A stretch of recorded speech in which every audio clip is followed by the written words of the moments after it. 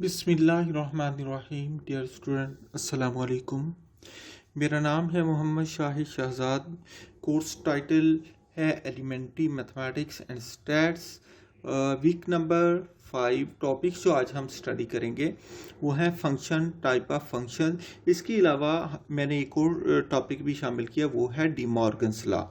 ठीक है, तो हम फंक्शन की बात करते हैं। सबसे पहले फंक्शन क्या होता है। फंक्शन को मैं इससे पहले आपको बड़ी तफसील के साथ पढ़ा चुका हूँ कि फंक्शन जो होता है, दो सेट्स के दरमियान एक रिलेशन होता है जिसमें दोनों सेट के एलिमेंट एक ख़ास ऑपरेशन के तहत मिले हुए होते हैं। ठीक है, एक ख़ास रूल या ऑपरेशन के तहत एक दूसरे से मिले हुए होते हैं। लेकिन यहाँ पर मैंने थोड़ा सा उससे हट के बात करने की कोशिश की है। एक नए अंदाज से मैंने आपको यहाँ पर बात करूँगा। Let A and B are two non empty sets. दो नॉन एम्प्टी सेट्स ए और बी हैं। Then F is called function from A to B written as F from A to B. ठीक है, तो मैंने कहा दो सेट ए और बी हैं, दोनों सेट नॉन एम्प्टी हैं। मैं एफ को दो सेट पर फंक्शन कहूँगा फ्रॉम ए टू बी। ये होता है एफ। ये मैंने जो यहाँ पर दो डॉट लगाए, इसका मतलब है फ्रॉम। ये ए है, इस एरो का मतलब है टू, इसका मतलब है ये बी। एंड डिफाइंड एज, इसे हम फंक्शन कब होगा, जब हमें ये फंक्शन गिवन हो। इसके हम आर्डर पेयर बनाएंगे फंक्शन का। फंक्शन जो होता है एक रिलेशन होता है, इसकी बात मैं पहले कर चुका हूँ। लिहाजा फंक्शन एक रिलेशन है, पहले मैं इसके रिलेशन बनाऊंगा, उसके बाद मैं उस रिलेशन की डोमेन चेक करूंगा। एक्स ना लिखें तो ज़्यादा बेहतर है। डोमेन ऑफ एफ अगर पहले सेट ए के बराबर आ जाए और एवरी एलिमेंट ऑफ डोमेन और ए का हर एलिमेंट जो है is related with just only one element of codomain, codomain के हर सेट के साथ मिला हुआ हो। मैंने कहा ए और बी दो नॉन एम्प्टी सेट हैं। मैंने कहा जो फंक्शन है वो ए सेट ए से सेट बी पर एक रिलेशन है, जिसे हम इस तरीके से लिखते हैं F from A to B and defined as इस तरीके से कि डोमेन ऑफ एफ जो है वो ए के बराबर है, जबकि हमने कहा डोमेन का हर एलिमेंट जो है वो रिलेट कर रहा है कोडोमेन के सिर्फ एक एलिमेंट के साथ। तो इसको हम क्या कहेंगे, फंक्शन कहेंगे। इसके एग्जांपल जब मैं दूंगा तो इससे आपको समझ आ जाएगी मैं ऊपर कहना क्या चाहता हूँ। एग्जांपल है, let A is equal to 1,2,3 and B is equal to a, b, c and f is equal to. तो f किसके बराबर होगा, एक रिलेशन, मैंने सिर्फ एक रिलेशन लिया है। ठीक है, ए बी का सिर्फ एक रिलेशन लिया, वो रिलेशन मैंने कह दिया 1 ए, मतलब 1 को ए के साथ लिखा, 2 को बी के साथ लिखा और 3 को सी के साथ लिखा। ठीक है, ये मैंने इस तरीके से वो लिया है रिलेशन।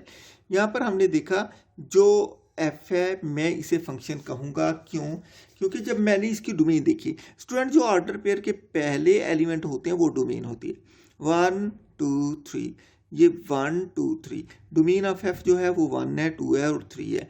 ये मैंने देखा किसके बराबर है, ये 1 2 3, ये तो पूरा सेट ए है। लिहाजा मैंने कहा डोमेन ए के बराबर हो गई, लिहाजा पहली कंडीशन प्रूव हुई, domain of F is equal to A, पहले सेट के बराबर हो गई। अब हम देखते हैं कि डोमेन का हर एलिमेंट दूसरे सेट के साथ जुड़ा हुआ है कि नहीं जुड़ा हुआ। तो मैंने देखा पहला एलिमेंट ए के साथ है, दूसरा एलिमेंट बी के साथ है, तीसरा एलिमेंट सी के साथ है। लिहाजा डोमेन का हर एलिमेंट जो है बी के साथ, मतलब को डोमेन के साथ जुड़ा हुआ है। यहाँ पर ए सेट जो है ये डोमेन कहलाएगी, जो सेट बी है ये को डोमेन कहलाएगी। ठीक है, तो domain of F is equal to 1, 2, 3 that is equal to A. Number 2, every element of domain is denoted is related just with just only one element of codomain. हर element जो domain का है वो codomain के सिर्फ एक element के साथ जुड़ा हुआ है। तो लिहाजा ये फंक्शन की एक एग्जांपल है। नेक्स्ट मैं रिलेशन को थोड़ा सा मजीद रिपीट करता जाता हूँ। इससे पहले भी मैं आपको रिलेशन के मुतालिक बता चुका हूँ। रिलेशन का दूसरा नाम बाइनरी रिलेशन भी हम इसको कहते हैं, क्योंकि ये जो भी रिलेशन होता है दो एलिमेंट के दरमियान, 1 का ए के साथ है, दो एलिमेंट है ना, इसलिए दो को कहते हैं बाई, और दो के रिलेशन के लिए बाइनरी इस्तेमाल करते हैं। दो को बाई कहते हैं क्योंकि दो के दरमियान रिलेशन है, तो बाइनरी ऑपरेशन रिलेशन कहलाता है ये। ठीक है, A subset of Cartesian product is called relation. It is denoted by small r or capital R. मैंने कहा रिलेशन क्या होता है, ये कार्टेशियन प्रोडक्ट का सबसेट होता है। ये एग्जांपल में मैं आपको बताता हूँ इसका कार्टेशियन प्रोडक्ट कौन सा है। ये पहले स्टूडेंट मैं आपको बता भी चुका हूँ, ठीक है। Let a is equal to 1, 2, 3 and b is equal to a, b, c, then cartesian product is denoted by a cross b and it is equal to, पहले a है तो पहले मैंने सेट a लिखा, उसके बाद क्रॉस है cross लिखा, बाद में सेट b है तो b लिखा। अब यहाँ पर देखें, पहला पहले के साथ, पहला पहले के साथ, उसके बाद पहला पहले a के साथ, फिर पहला b के साथ, एक और 1 और b, फिर 1 c के साथ, 1, c। उसके बाद 2 को फिक्स कर दिया, 2 पहले a के साथ आएगा, 2, a, 2 उसके बाद b के साथ आएगा, 2, b, 2 उसके बाद c के साथ आएगा, 2, c, ठीक है। इसके बाद 3 ए के साथ आएगा, 3, a, इसके बाद 3 बी के साथ आएगा, 3, b, इसके बाद 3 सी के साथ आएगा, 3, c। अब देखें इसके अंदर कितने ऑर्डर पेयर हैं, 1, 2, 3, 4, 5, 6, 7, 8, 9, लिहाजा इसके अंदर ऑर्डर पेयर 9 है। तो यहाँ पर मैंने लिखा all possible relations from a to b are 2 raised to power 9। जितने ऑर्डर पेयर हैं 2 की पावर 9 लिख दी। 2 क्यों लिया, क्योंकि हर एक के अंदर 2 एलिमेंट है। और पावर 9 क्यों ली, क्योंकि ये टोटल ऑर्डर पेयर जो है ये 9 है। तो ये 512 रिलेशन इसके बनेंगे। और 512 रिलेशन कैसे बनाएंगे, जैसे सबसेट बनाते हैं बिल्कुल आप वैसे बना लें। इसके बाद एक छोटी एग्जांपल लेके मैंने आपको समझाने की कोशिश की है ताकि रिलेशन के मतलब आपको क्लियर हो जाए। देखिए यहाँ पर मैंने एक और एग्जांपल ली है। यहाँ पर if a is equal 1 to b is equal to a cross b क्या हो जाएगा, पहले 1 a के साथ फिर 2 a के साथ। ये हमारे पास कार्टेशियन प्रोडक्ट आ गया। इसकी सबसेट निकाल ली, जितने सबसेट हैं वो सारे रिलेशन है। जैसे यहाँ पर 2 एलिमेंट है, इसके जितने पॉसिबल रिलेशन आ सकते हैं वो 2 raised to power 2 से आ सकते हैं, दैट इज इक्वल टू 4। लिहाजा इसके कितने रिलेशन आ सकते हैं, 4 आ सकते हैं, विच आर गिवन बिलो। पहला जो है रिलेशन वो क्या, एम्प्टी सेट होगा। पहला रिलेशन एम्प्टी सेट है, उसके बाद ये 1, a आ जाएगा, तीसरा रिलेशन 2, a आ जाएगा, और चौथे रिलेशन में 1, a, 2, a दोनों आ गए, ठीक है। ये हमारे पास ऑल पॉसिबल जो रिलेशन है वो 4 थे, 1, 2, 3, 4। ये मैंने निकालने का तरीका भी निकाल दिया। आपको सबसेट निकालने आते हैं तो आप रिलेशन भी सारे निकाल सकते हैं, ठीक है। डोमेन, इसकी डोमेन की बात क्या करेंगे, जो सेट ए के एलिमेंट होंगे, जैसे सेट ए के एलिमेंट 1 और 2 है, ये क्या कहलाएगी, रिलेशन की डोमेन कहलाएगी। जैसे इस रिलेशन के अंदर डोमेन क्या 1, इसके अंदर डोमेन क्या 2, इसके अंदर डोमेन क्या 1 और 2, ठीक है। यही मैंने बात किया। और इसकी रेंज क्या है, पहले इसकी रेंज ए है, इसकी रेंज ए है, इसकी रेंज ए है, ठीक है। तो यही मैं बात बता रहा हूँ। Let R is equal to A cross B a relation from set A to set B, then first set A is called domain of R. मैंने कहा जो पहला सेट ए होता है उसके एलिमेंट को क्या कहते हैं, डोमेन ऑफ आर कहते हैं। रेंज क्या होती है, let R is equal to A cross B, जो आर है ए क्रॉस बी है, be a relation from set A to set B. तो ये रिलेशन है सेट ए से सेट बी पर। Then the set consisting of second components of order pair of relation is called range of relation, is called range of relation. तो मैंने कहा then the set consisting of all second component, वो element जो second लिए, जैसे ए है, इसमें क्या ए है, इसमें भी ए है। और इसकी डोमेन रेंज की यहाँ पर बात करें तो जो इसकी डोमेन, इसकी कार्टेशियन की 1, 2, 3 इसकी सारी डोमेन है, और बाद वाले एलिमेंट ए बी सी इसकी रेंज है। रेपिटेशन है इसलिए रेपिटेशन नज़रअंदाज कर देते हैं। तो यहाँ पर मैंने यही बात की, let R is equal to A cross B a relation from set A to set B, then the set consisting of all second components of order pair of relation इसका रेंज ऑफ रिलेशन। एग्जांपल से आपको clear हो जाएगा। मैंने यहाँ पर A दिया, A is equal to 1, 2, 3, B किसकी इक्वल है, x, y, z। Let R be the relation from A to B. मैंने कहा अगर आर मेरे पास एक रिलेशन हो जाए ए से बी पर एज गिवन, जैसे आर गिवन है, R is equal to 1 x के साथ, 2 y के साथ, और 3b y के साथ। मैंने कुछ जान के आपको समझाने के लिए मैंने ये रखी है। तो यहाँ पर क्योंकि मैंने रेंज में और को डोमेन में भी फ़र्क बताना है, इसलिए यहाँ पर जो डोमेन है फंक्शन की वो क्या हो गई, वो 1, 2, 3 हो गई, ये 1 2 3 ये ए के बराबर है। और जो इसकी कोडोमेन होगी वो सेकंड एलिमेंट के बराबर एक्स वाई वाई है। हम रिपीट नहीं करेंगे, वाई 2 दफ़ा है तभी 1 दफ़ा लिखेंगे एक्स और वाई। तो ये पूरा इसके बराबर तो नहीं है, ये तो बी तो एक्स वाई है, इसलिए मैंने कहा जो ये एक्स वाई है ये सबसेट है बी का, ये प्रॉपर सबसेट है बी का, क्योंकि बी से छोटा है ना, तो ऐसा सबसेट जो उससे छोटा हो वो प्रॉपर सबसेट होता है बी का। तो ये एग्जांपल थी रेंज की। इसके बाद मैंने आपको कोडोमेन की एग्जांपल करवानी है, तो मैं पहले बात कर नोट यहाँ पर आपको बताता जाऊँ। Range is always subset of codomain. जो रेंज होता है वो कोडोमेन का सबसेट होता है। Either it is proper subset और इम्प्रॉपर सबसेट ऑफ कोडोमेन। मैंने कहा बेशक वो प्रॉपर सबसेट हो या इम्प्रॉपर सबसेट हो कोडोमेन का। ये स्टूडेंट आप 7th 8th क्लास में प्रॉपर और इम्प्रॉपर सबसेट जो है वो पढ़ चुके हैं, वहाँ से आप इसकी डेफिनेशन देखिए, प्रॉपर सबसेट कौन सा होता है, इम्प्रॉपर सबसेट कौन सा होता है। अगर यहाँ पर देखें जो बी है, बी अपना ही खुद प्रॉपर इम्प्रॉपर सबसेट है। देखिए अगर तो एक्स वाई है तो ये प्रॉपर सबसेट है बी का, लेकिन अगर यहाँ पर जेड भी आ जाता है, एक्स वाई जी मतलब बराबर हो जाते, तो फिर ये इम्प्रॉपर सबसेट कहते हैं। हर सेट अपना खुद इम्प्रॉपर सबसेट होता है, हर सेट अपना खुद इम्प्रॉपर सबसेट होता है। इसके बाद हम ऑन टू फंक्शन की बात करते हैं, इनटू फंक्शन की बात करते हैं। इनटू फंक्शन क्या होता है? If F from A to B ए फंक्शन such that range of function is proper subset of B, that is range of f is subset of B but range of f is not equal to B, then f is said to be function from A into B, from A into B। इसके example मैं पहले लिखता हूँ, example से आपको समझाता हूँ।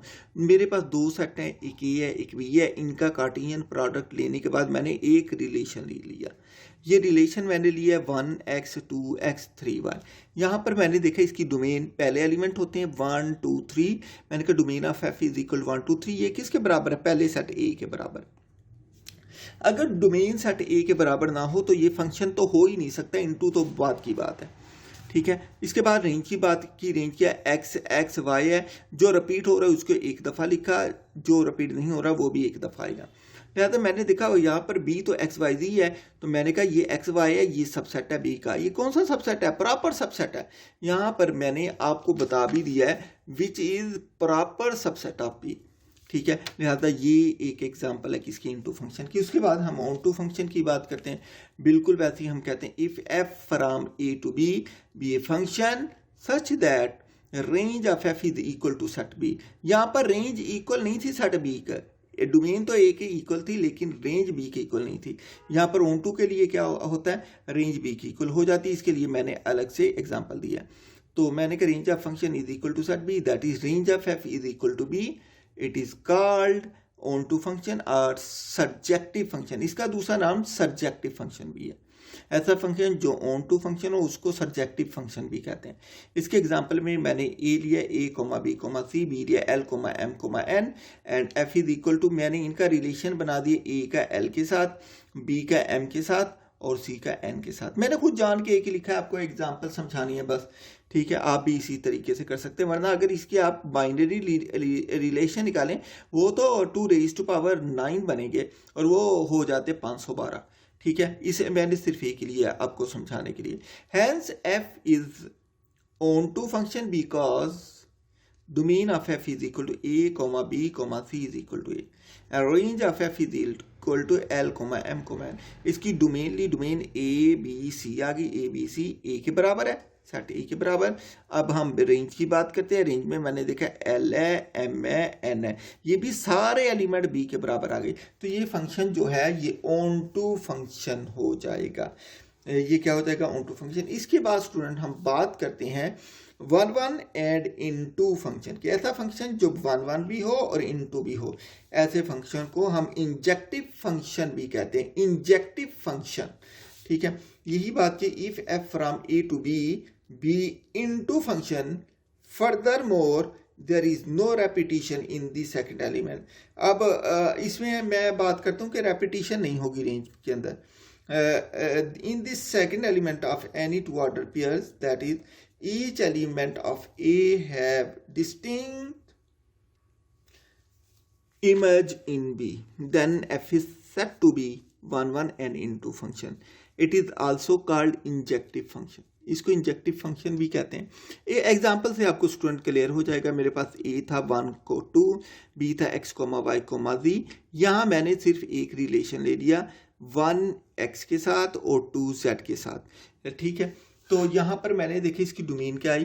Domain इस रिलेशन की 1 और 2 आ गई जो कि a के बराबर है. तो इसका मतलब ये फंक्शन है. हम देखते हैं ये किस किस्म का फंक्शन है. रेंज हमने देखी x और y, ये सब सेट हो गया b का.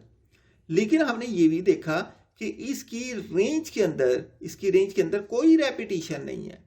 ठीक है, इसकी रेंज के अंदर x और z एक ही दफ़ा है, 2 दफ़ा कोई भी इनमें से नहीं है. तो क्योंकि इसकी रेंज के अंदर हम कहते हैं there is no repetition in the second element of any two ordered pair of f, hence f is injective function. तो f को हम क्या कहेंगे, इंजेक्टिव फंक्शन कहेंगे. नेक्स्ट हम बात करते हैं 1 1 एंड ऑन टू फंक्शन. ऐसा फंक्शन जो 1 1 भी हो और ऑन टू भी हो उसको हम बाइजेक्टिव फंक्शन भी कहते हैं. तो यही मैं बात करूंगा. Function is said to be bijective function if it is onto as well as 1 1. ठीक है, ऐसा फंक्शन जो ऑन टू भी हो 1 1 भी हो उसको हम बाइजेक्टिव फंक्शन कहते हैं. या इसकी डेफिनेशन इस तरीके से, ये ज़्यादा बेहतर है ये. और if f from a to b be on to function, furthermore there is no repetition in the second element of any two order pair of f. तो मैंने कहा इसके रेपिटिशन नहीं होगी इसमें. furthermore there is no repetition. ठीक है, तो in the second element of any two order pairs of f, then f is said to be 1 1 and onto function. It is also called bijective function. इसको bijective function भी कहते हैं. अब देखें इसकी एग्जांपल दे रहा हूँ बाइजेक्टिव फंक्शन की. Let a is equal to a, b, c and b is equal to x, y, z. इसका मैंने रिलेशन लिया है बाइनरी रिलेशन, वो एक ही लिया है. इसके f का नाम दिया है that is equal to a x के साथ, b y के साथ और c z के साथ. तो मैंने इसकी डोमेन देखी. डोमेन ऑफ f किसके बराबर है, a b c. पहले डोमेन होते हैं a b c और ये सेट a के बराबर है. इसका मतलब ये फंक्शन है. अब देखते हैं ये किस तरह का फंक्शन है. इसकी रेंज चेक करेंगे. रेंज मैंने देखा है x y z है, तो रेंज ऑफ f मैंने लिखी x y z that is equal to set b के बराबर है. मजीद हमने देखा इसकी रेंज के अंदर रेपिटेशन नहीं है. There is no repetition in the second element of any two order pairs of f. तो इसके अंदर रेपिटेशन नहीं है, तो लिहाजा ये कौन सा फंक्शन हो गया, इसको हम बाइजेक्टिव कहते हैं या 1 1 एंड ऑन टू फंक्शन भी कहते हैं. ठीक है, नेक्स्ट है जी set builder notation for a function. Function के लिए सेट बिल्डर नोटेशन कैसे लिखते हैं. पहले हमने जो सेट बिल्डर नोटेशन की बात की थी वो हमने सिर्फ सेट्स की हद तक बात की थी. आज हम जो सेट बिल्डर नोटेशन की बात कर रहे हैं वो फंक्शन के लिए बात कर रहे हैं. मेरे पास एक रिलेशन गिवन है. आपको पता है जब भी बात करते हैं फंक्शन की वो एक बाइनरी रिलेशन होता है. वो बाइनरी रिलेशन क्या, f is equal to 1 1 2 4 3 9 4 16 up to so on. Domain of f क्या हो गई, 1 2 3 4 1 2 3 4 हो गई.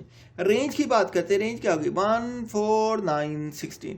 इसको मैंने देखा जब रेंज लिखा 1 4 9 16, तो मैंने देखा जब x था 1 था तो 1 का स्क्वायर 1 है. ठीक है, 2 था तो 2 का स्क्वायर 4 है, 3 है तो 3 का स्क्वायर 9 है, 4 है तो 4 का स्क्वायर 16 है. इसका मतलब ये है हर y एलिमेंट जो है वो x एलिमेंट का स्क्वायर है. तो इसको सेट बिल्डर नोटेशन में मैं इस तरीके से लिखूंगा. Then set builder notation of function f is equal to, मैंने लिखा ये ऑर्डर पेयर है x y, इसलिए ऑर्डर पेयर की शक्ल में लिखा x y. यहां पर मैंने देखा कि ये नंबर है 1 1, तो इसलिए मैंने यहाँ पर लिखा है जो x y है ये सेट ऑफ नेचुरल नंबर से है. उसके बाद मैंने लिखा हर जो y वाला है वो x एलिमेंट का स्क्वायर है. इसको मैंने इस तरीके से लिखा y is equal to x square.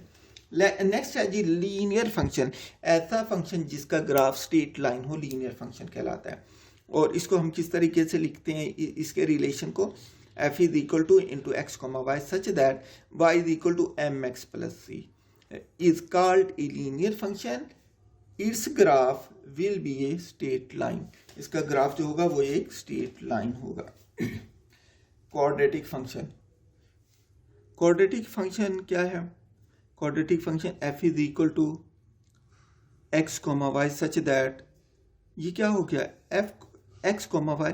अब क्वाड्रेटिक फंक्शन है तो जो जनरल फॉर्म होती है क्वाड्रेटिक इक्वेशन की वो लिख दी है. y is equal to a x. क्या लीनियर है तो x की मैक्सिमम पावर 1 होगी, क्वाड्रेटिक है तो x की मैक्सिमम पावर 2 होगी. y is equal to a x square plus b x, एक पावर कम हो गई, plus c is called quadratic function. Its graph will be a parabola. इसका ग्राफ जो होता है वो हमेशा एक पैराबोला ही होता है. इसके बाद स्टूडेंट बात करते हैं इनवर्स ऑफ ए फंक्शन की. मैंने कहा इफ ए रिलेशन और a function is given in tabular form, अगर हमें टेबुलर फॉर्म में गिवन हो, एग्जांपल में टेबुलर फॉर्म मतलब ऑर्डर पेयर में, इस तरीके से it's inverse is obtained by interchanging components of each order pair.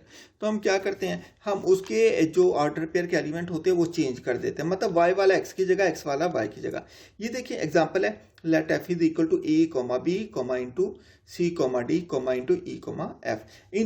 इसका इन्वर्स लिखना है, then f inverse is equal to, देखें जो बाद में था एलिमेंट y की जगह उसे x की जगह लिख दिया, जो x की जगह उसे y की जगह. सिमिलरली दूसरे में भी जो y की जगह उसे x की जगह, जो x की जगह वो y की जगह.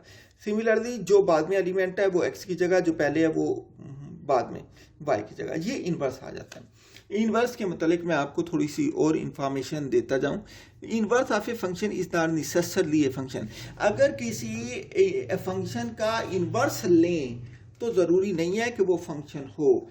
फंक्शन की डेफिनेशन मैं आपको पहले ही बता चुका हूँ. फंक्शन कौन सा होता है, जो इन डेफिनेशन को सेटिस्फाई करे, मतलब उसकी जो रेंज होगी वो डोमेन बन जाएगी, डोमेन रेंज बन जाएगी. मतलब दोबारा इसकी डोमेन क्या है, इसकी डोमेन ए सी ई थी, इसकी डोमेन बी डी एफ आ गई. मतलब क्योंकि डोमेन और रेंज चेंज हो जाती हैं, चेंज करने से समटाइम ऐसा होता है कि उसकी डोमेन ए के इक्वल नहीं आती, लिहाजा वो फंक्शन हो भी सकता है, नहीं भी हो सकता. अगर डोमेन ए के इक्वल आ जाएगी तो फंक्शन होगा, डोमेन ए के इक्वल नहीं आएगी तो फंक्शन नहीं होगा. यहाँ पर यही बात की मैंने, inverse of a function is not necessarily be a function. मैंने कहा जो फंक्शन का इन्वर्स होता है ज़रूरी नहीं कि वो फंक्शन हो. Only bijective function possess inverse. सिर्फ ऐसा फंक्शन जो 1 होता है, ऑन 2 होता है, जिसको बाइजेक्टिव फंक्शन कहते हैं, उसी फंक्शन का इन्वर्स एग्जिस्ट करता है और किसी फंक्शन का इन्वर्स एग्जिस्ट नहीं करता. Number 3, inverse of linear function is also linear function. मैंने कहा अगर लीनियर फंक्शन का इन्वर्स ले लें तो उसका इन्वर्स भी एक लीनियर फंक्शन होगा. सिमिलरली हम कहते हैं इन्वर्स ऑफ क्वाड्रेटिक फंक्शन मे और may not be a function. तो मैंने कहा क्वाड्रेटिक फंक्शन का जो इन्वर्स होता है वो फंक्शन हो भी सकता है, नहीं भी हो सकता. तो नंबर 5 पे मैंने कहा अगर मेरे पास इस तरीके का रिलेशन आ जाए कि जिसमें x और y दोनों बराबर हो जाएं तो ऐसे फंक्शन को हम आइडेंटिटी फंक्शन कहते हैं. ठीक है. नेक्स्ट है G D Morgan's law. D Morgan's law पहले मैं आपको बता दूं, ये आप मैट्रिक में भी आप इसको देख चुके हैं, तो इसलिए मैं इसकी ज़्यादा डिटेल में नहीं जाऊंगा. मैं आपको एक आइडिया उसके मतलब दे रहा हूँ, इसकी प्रैक्टिस आपने कर लेनी है. इसके लिए हमारे पास सबसे पहले एक यूनिवर्सल सेट होना चाहिए. Let you be any universal set, और इसके अलावा ए बी जो होने चाहिए हमारे पास सेट, 2 सेट होने चाहिए. कोशिश यही होगी कि ये दोनों सेट नॉन एम्प्टी हों तो ज़्यादा बेहतर है, लेकिन ये दोनों इकट्ठे कभी भी नॉन एम्प्टी नहीं होंगे. देन इसका पार्ट ए है, a union B whole complement is equal to A complement intersection B complement. अगर यहाँ पर यूनियन है तो यहाँ पर इंटरसेक्शन, जब कंप्लीमेंट अलग अलग आएगा तो यूनियन इंटरसेक्शन में चेंज हो जाएगा. लेकिन जब अगर यहाँ पर पार्ट 2 में जैसे मैंने कहा A intersection B whole complement बाहर आ गया तो अंदर यूनियन आएगा, A complement union B complement. Complement आप जानते हैं स्टूडेंट, कंप्लीमेंट किसके बराबर होता है, A complement is equal to U minus A and B complement is equal to U minus B. Next है जी are called De Morgan's law. ये डी मॉर्गन्स लॉ थे. उसके बाद मैंने एक आपको हल्का फुल्का आइडिया दे दिया. ये क्वेश्चन आप जैसे करते रहे मैट्रिक में वैसे ही हैं, आप मज़ीद फर्दर अच्छे तरीके से इसकी प्रैक्टिस कर लीजिएगा. ठीक है. और इसके अलावा इसका मैथमेटिकल प्रूफ भी कीजिएगा। मैथमेटिकल प्रूफ बिल्कुल वही जैसे मैंने लास्ट लेक्चर के अंदर कम्यूटेटिव प्रॉपर्टी, एसोसिएटिव प्रॉपर्टी और डिस्ट्रीब्यूटिव प्रॉपर्टी करवाई थी ना मैथमेटिकली वे से, वैसे ही आपने ये करना है मैथमेटिकल से। ये आपकी असाइनमेंट है, ठीक है। तो पार्ट नंबर 1 है, पहले मैं 1 को सॉल्व करता, a union B whole complement is equal to A complement intersection B complement. Here first we find a union b comma, इसके बाद मैं ए यूनियन बी फाइंड करता हूँ, फिर उसका कंप्लीमेंट फाइंड करूंगा, फिर ए कंप्लीमेंट, फिर बी कंप्लीमेंट। ये मैं इसलिए अलग अलग फाइंड कर रहा हूँ क्योंकि दूसरे पार्ट के अंदर मैं ये डायरेक्ट यूज कर जाऊंगा। पहले मैंने इसका ए यूनियन बी लिया, ए यूनियन बी में पहले मैंने ए सेट लिखा, ये वाला ये यूनियन है, इसके बाद मैंने बी सेट लिखा। देखें ए सेट के अंदर तमाम इवन नंबर है, बी सेट के अंदर तमाम ऑड नंबर है फर्स्ट 20 तक, ठीक है। इन दोनों को जब मैंने यूनियन लिया तो दोनों को मिक्स करके लिख देते हैं, कंबाइन करके लिखते हैं, मतलब इवन और दोनों कंबाइन हो गए तो 1 2 इधर है, 3 इधर है, 4 इधर है, 5 इधर है, 6 इधर है, ये दोनों कंबाइन होकर 1 2 3 अप टू 20 तक आ गए। इसके बाद मैंने इसी का कंप्लीमेंट दिया, तो कंप्लीमेंट क्या होता है, U minus a union b इसका कंप्लीमेंट। तो मैंने a union B whole complement लिखा, दैट इज इक्वल, इसकी जगह यू आ गया, यू किसके बराबर 1 2 3 अप टू 20 आ जाएगा, minus a union b, a b union b ये आ जाएगा। तो a union B whole complement किसकी इक्वल आ गया, इन दोनों को माइनस किया तो ये हमारे पास एम्प्टी सेट आ गया। नो, इसके बाद हम ए इंटरसेक्शन और बी इंटरसेक्शन फाइंड करते हैं, ए कंप्लीमेंट और बी कंप्लीमेंट फाइंड करते हैं। ए कंप्लीमेंट किसके बराबर है, यू माइनस ए के, यूनिवर्सल सेट 1 से लेकर 20 तक है, वो आ गया, ठीक है, माइनस सेट ए इवन नंबर है। जब 1 2 3 अप टू 20 में से इवन नंबर 20 तक निकल गए तो बाकी और नंबर बचे 19 तक। A complement is equal to 1 3 5 up to 19।